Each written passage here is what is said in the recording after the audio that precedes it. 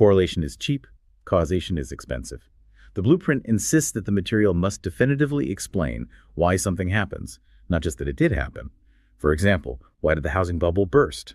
Simply saying subprime mortgages is just correlation. Cause and effect requires mapping the systemic mechanisms. The complex interplay between exotic mortgage derivatives, the failure of rating agencies to apply appropriate risk weighting, and the behavioral pressure on lenders to just increase volume at all costs. And to dissect that, you require precision.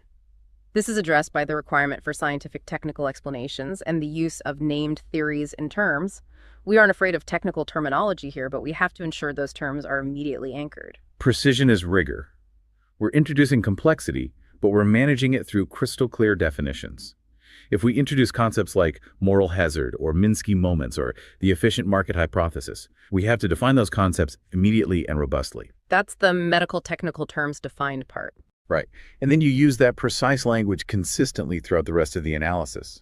That intellectual rigor is what separates high-impact education from simplistic, surface-level summaries you can find anywhere. So if we take moral hazard, for example, we're not just defining it as taking more risk.